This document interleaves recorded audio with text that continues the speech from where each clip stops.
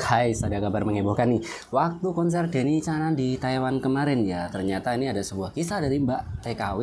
Mbaknya ada di Indonesia ya, dan dia mengetahui suaminya ternyata suamiku selingkuh di Taiwan. Wow. Dan kejadian dari seperti ini sering kali terjadi ya, ketika ada keramaian-keramaian di Taiwan. Kemudian apalagi sekarang itu gampang sekali ya, kabar-kabar seperti ini kan viral.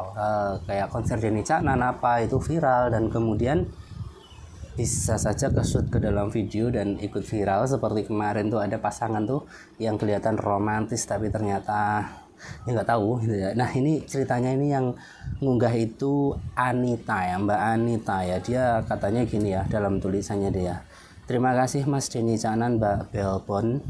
Berkat konser kalian di Taiwan, akhirnya aku tahu alasan suamiku sudah tidak ada kabar selama 4 bulan terakhir. Jadi suaminya di Taiwan itu sudah tidak ada kabar ya. Dia punya anak, punya istri di Indonesia, tapi selama 4 bulan ini dia udah nggak kirim duit, sudah nggak ada kabar, nggak tahu kemana, kenapa, alasannya gitu. Walaupun mungkin seorang istri sudah merasa hal-hal seperti itu, sudah merasa ya. Nah, dan sudah tidak nafkah lagi untuk kami, kata istrinya ya. Ternyata dia sudah punya wanita lain, hatur nuhun katanya.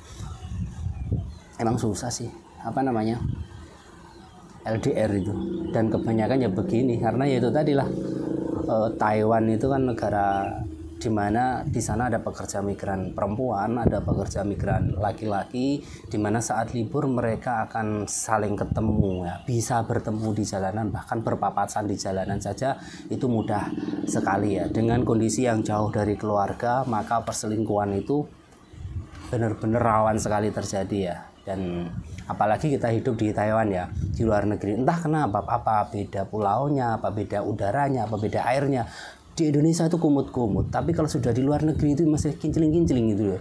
Orangnya tuh di Indonesia itu kelihatan jelek, tapi kalau udah di luar negeri, walaupun pekerjaan kita ya kasar ya, di sana kan kita buruh kasar ya, itu kelihatan di sana itu kelihatan kinclong gitu. Yang perempuan kelihatan cantik, yang laki-laki kelihatan ganteng. Tuh apanya, penyebabnya itu apa itu kurang tahu ya. Seperti kalau di Indonesia ya, kita hidup di desa sama di kota itu juga udah beda ya. Kalau kita hidup di desa itu lebih kumut-kumut lagi, kalau kita pergi ke kota ya udah kelihatan bersih. Nah apalagi nih di Indonesia kelihatan kumut-kumut, ke luar negeri itu bersih-bersih, jadinya cantik-cantik. Akhirnya perselingkuhan itu mudah sekali terjadi. Apalagi mbaknya yang bekerja di sana, yang udah punya pasangan di Indonesia, kemudian masnya juga udah sama-sama punya pasangan, saling ketemu, dihadapkan dengan nasib yang sama, akhirnya seringkali terjadi seperti ini. Tapi itu semuanya kembali kepada individu masing-masing. Ada yang kuat dan banyak yang nggak kuat. Nah, solusinya gimana sih biar nggak terjadi seperti ini, perselingkuhan, perceraian ketika kita menjadi pekerja migran di luar negeri? Solusi satu-satunya itu yang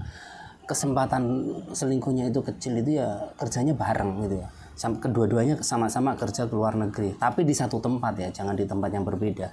Kalau di tempat yang berbeda, kesempatan itu juga, selingkuh itu juga sangat besar sekali, dan ya nggak ada pilihan mau gimana lagi gitu ya. Jadi ya akhirnya kita kembali ke suratan takdir. Kalau memang jodoh, ya akan menjadi milik kita. Tapi kalau nggak jodoh, ya kita pertahankan sekuat apapun, pasti bisa.